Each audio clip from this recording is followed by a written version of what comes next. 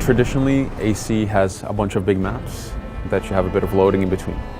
And that's the way we've been building AC, that's the way we know how to build the world and structure it, and even, from a very technical standpoint, that's how the mission structures work. And so that was the first direction we tried, basically as a natural evolution. But we soon enough realized that it wasn't fitting. I mean, we wanted to do a pirate game set in the Caribbean, and we couldn't pretend the Caribbean to be just 4 locations.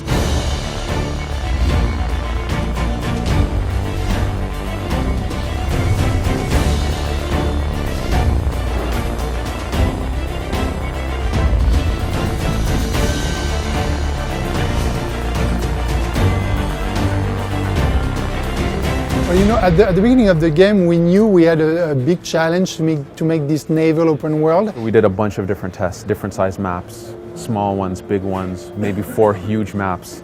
I remember that was a big test. There was a huge debate over the 4 big maps. And then how do the cities integrate with this Caribbean world? Do we have Havana, that's one huge map, and then we have a separate map which is just water, ocean.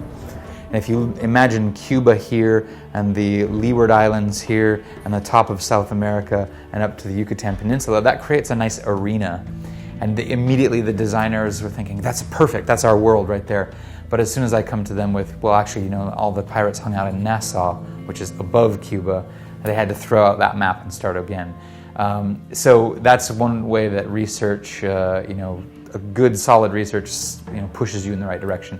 You could not have done a pirate game with Blackbeard without having Nassau. It was just impossible. Another element was the naval itself, making it open world, making the Caribbean world itself be a sandbox, which is something slightly different for AC. AC is traditionally much more narrative driven with a bunch of side missions and collectibles. Some systemic stuff, but it wasn't really a sandbox. And so this, for us, was a new challenge to really make AC4 a sandbox. Our creative director, Jean Guidon, he said that our game would live and die by that feeling of getting on a ship, sailing, getting off a ship, roaming around an island, getting back on your ship. As soon as we had that first map where we were driving and there was an island and we stopped at the island, jumped on it, and it was a big jungle. That jungle doesn't exist in the game anymore, but that feeling was incredible, and we knew instantly as soon as we did that for the first time. It was like, okay, this is the game. This is the magic. We felt it. Everybody in the room felt it. There was an ocean engine in AC3, but it was limited to linear missions. Now we have something that is systemic. Like if there's a storm coming up, the BOFAR level needs to increase and stuff like that. So all the technology had to be pushed to be working on next gen, and to be also adapted for the gameplay that we were trying to do. The simulation AC3 was already able to handle big surface of simulation, but since we also increased the level of detail on AC4, we had to adapt the tech for that. We also had to adapt the fact that it's not only ocean, it's mass of islands and big islands all across these walls. At first we had very simple shape of waves, rounded shape, but very repetitive. You would see the pattern of the wave simulated quite obviously. There was no detail on the surface. There was no foam. There was no transparency. The water was totally opaque. So it was really crude at first, right? But it was important to get a feel and a sense of motion, even at those early stages, and also the sense of distance that we had to travel. Right? We need to test the speed of the boat, how fast they would go. So it was a mix of gameplay tests and visual and animation tests at first. We have pushed the limit of the physics simulation to the point that the player can really feel when he's pushed by a wave, and you really have to play with the waves in order to sail from one location to another location. By doing that, we also reinforce the strength of the storm and the danger that the storm are creating in the world. And the player will fear actually the storm when they're coming at him. We are pushing. That we're doing things that we wanted to do on AC3 that we couldn't because we didn't have the horsepower to do so. The way we're set up in the team is that we have a dedicated team doing next gen, but we didn't want to have two separate teams. So we don't have like a team doing a next gen version and a team doing a current gen version. We really want to make sure that it was the same game, that was the same core experience for our players, but with a lot of enhancement on the next gen platform. So our next gen team consists mainly of a bunch of super good 3D programmers and very good technical directors that are able to create this little magic from technology that is built by the 3D team.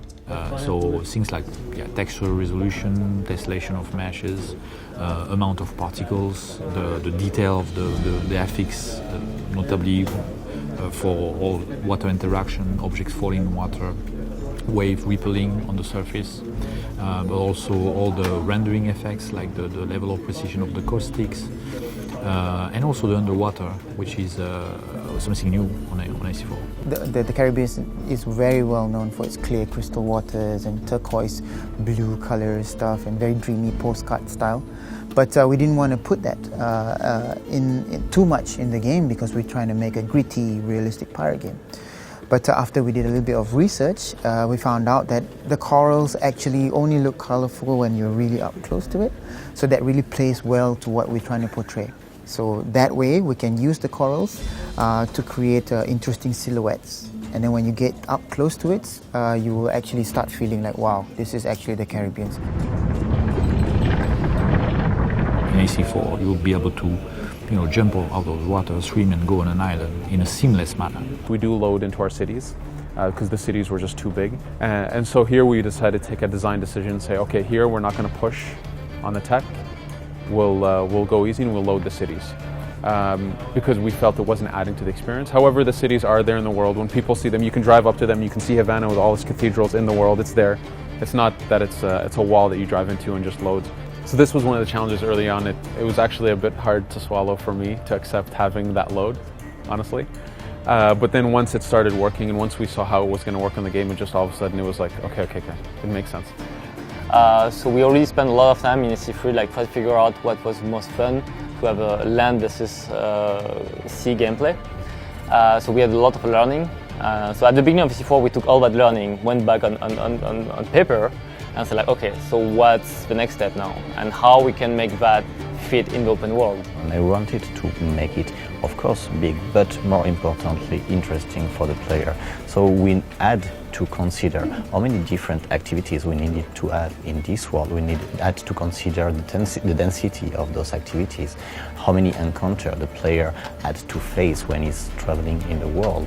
From AC1, we really wanted to bring back this open assassination. So the main assassination really are not driven, are not told step by step to the player. The goal is simple, the objective is clear, kill that guy. So I needed to start thinking about the story in terms of when I give you a mission, typically through an opening cutscene, I need to leave the player with a goal that can be communicated through the mechanics that you have available to you. So that means more missions like steal that ship, kill that guy, infiltrate that fortress. Because these verbs can be, as soon as you get that verb, if I say to you infiltrate, you as a player can be creative with the mechanics you have. You would say, I know how to infiltrate because I know how to climb, I know how to assassinate, I know how to do these things. We actually are completely comfortable with people not going on the main path. We actually built systems to take them off the main path. We have a hunting system not only for on the sea but on the ground, and they all are sharing the same system. So basically, every time you kill an animal, you will be able to get the skin or other parts of the animal and craft some improvements, some upgrades for your own character. So basically, the incentive to hunt is actually great. It's like how you can progress as a player. Having a strong progression system allows us to build systems and activities and things that exist outside the main path that will still lure players to do them. And I think this is the biggest difference with this AC is that we have the Jackdaw and there's a lot of upgrading to do with it. And at some points you have to upgrade because the game will get way too hard for you. We do have gates and missions that we warn you before you start this mission that this is going to be too hard if you're not ready. So maybe go play in the world, build up a little bit, buy some more cannons. We actually want players to play the game as they wish. If you want to be more piratey about things, if you want to use the ship and do a lot of boarding and finish objectives that way, we don't stop you. If you want to be more stealthy about it, more assassin about it, the game is very open to that.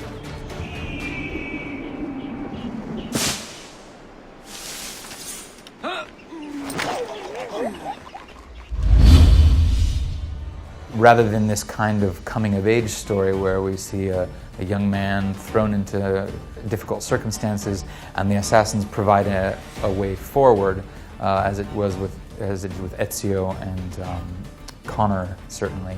Edward's approach is very different. We put the control in people's hands and we ask them, how does it feel to be Edward? Do you feel an assassin? Do you feel a pirate? And unanimously, you feel it.